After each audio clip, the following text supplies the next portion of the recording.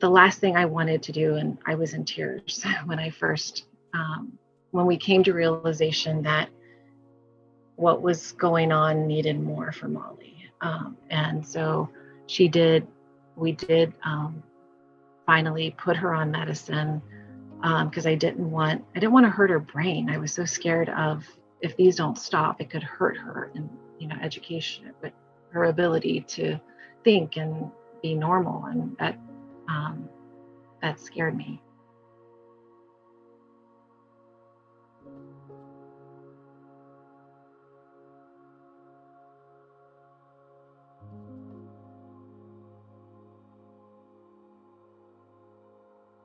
So we decided to put her on Keppra, and it was, at that time, it was a generic form. Now she's on name brand Keppra, but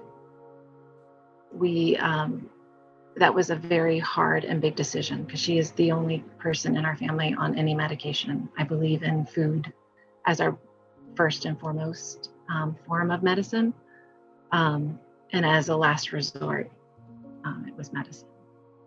But that still eventually showed that wasn't doing what it needed to do, and we were very apprehensive to keep upping her level of the medicine, or add on to it, or give her something else, because when we looked at the long list of side effects from other medicines, we didn't want to do it.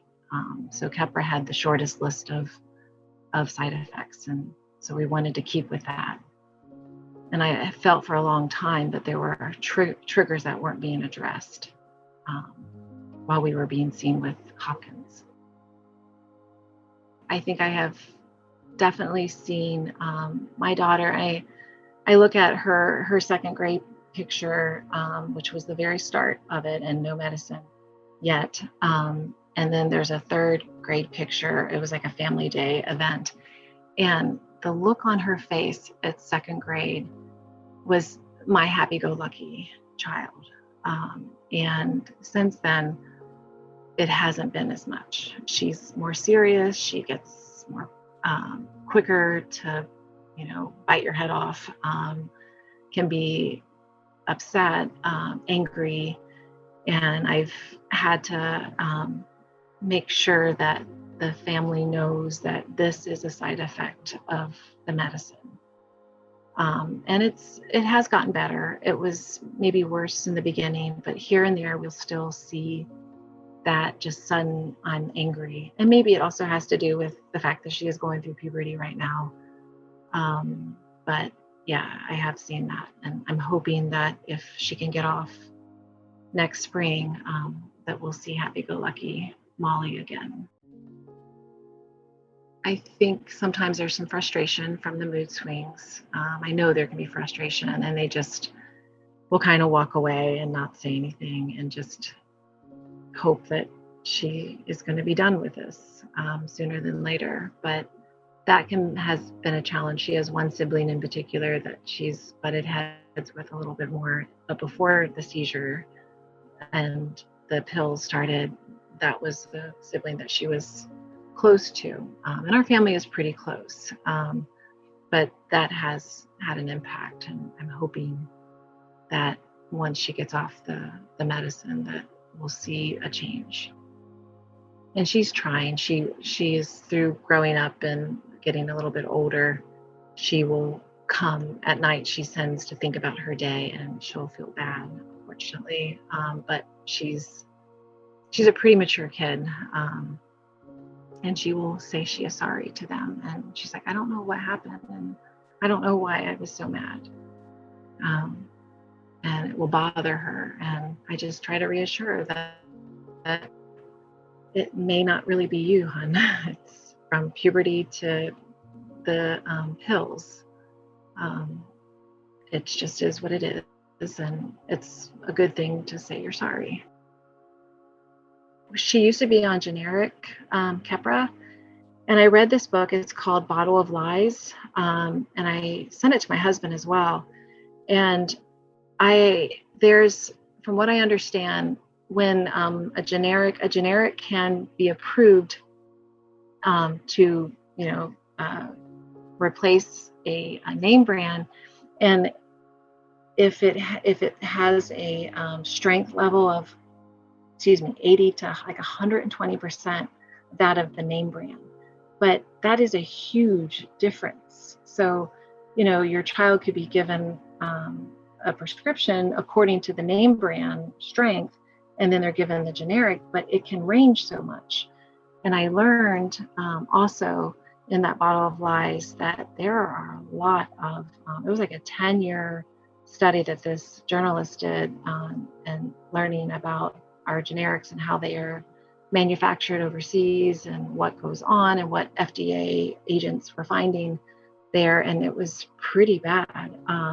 And that really, it made us, my husband and I, wonder, and maybe that's why too, she was having some of those breakthrough seizures while on Keppra, but it was a generic.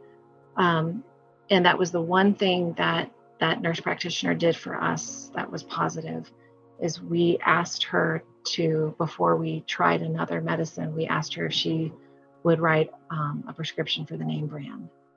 And that's what we've been on since. And I think maybe that has something to do too with her not having as bad as reactions as she used to have on it, because I would find her sometimes crying in the shower, and while she was on the generic. And that's what I told the nurse practitioner. I said, can we please try the name brand? And so we got on to the name brand. And if you find, maybe if other people find that a generic is not working well, and Keppra is supposed to be the one that eliminates seizures for a lot of children, and it wasn't doing that for Molly. I started writing down a journal on everything she ate, and if she had mouth twitches or nighttime seizures or whatever, to try to find a correlation between the two. And I saw over and over that sugar was part of that. And that was while she was on Keppra. And so I feel that Keppra helps, but it can't do it all on its own. And if we wanted to keep her on Keppra with the least amount of side effects, I needed to also change her diet.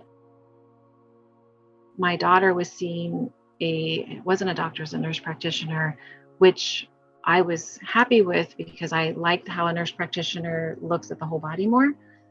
But that was not what I experienced with this person. And I had said to this person that I thought that she had a trigger of sugar. And I said this over and over. And I literally was laughed at and told I could not read research studies and things like that because I wasn't medically trained. And I'm an avid reader. I've been an avid reader since I was a kid, and I have researched things with health for many years. And I was really taken back by that because, one, this person is not with my child 24/7 as I was, and I had data that she refused to look at. And so I tried to get into their clinic, the MAD, I forget what they call that at Hopkins, but the clinic where they put the kids, they assess them for the MAD diet and if that would be beneficial. And she stopped my ability to talk to the doctors there, and said that she did not qualify. And so I left to Hopkins, saw someone else. He had listened, but he wasn't going to do anything. And then thankfully, my husband, our insurance had to change. And so we went through Kaiser. And the first appointment I had for her with a neuropediatric specialist, within seconds, she asked me, have you considered the MAD diet? And I said, yes, I have. And she said, let's get her on it. And I told her about my experience with Hopkins, and she was very upset. She said, I don't know why they wouldn't have done that with you. We know it works. And right away, I had a team of specialists helping me. And that started Molly's road, I think, to recovery. I think in our society today, there's such a disconnect between what we put in our bodies and how we feel, because it's not, that information isn't, it's out there, but you have to really understand that. And so many people don't. And I think a lot of big businesses benefit from that. And we have to do our own work to realize that if we are not eating the way that we evolved to eat, or as closely as we can, then that can really mess with us in many different ways, depending on our genetics. And so I really believe in the power of food, and that is our best form of medicine, first and foremost. If your child is having a hard time with seizures and the medicine is not working, really think about getting on a no sugar diet and keep the sugar alcohols out as well. It's hard, but there are ways to do it, and it's worth it. So yes, I would definitely recommend it. The last time she had any sugar was March 20th of 2019, and that was her last seizure. Knock on wood.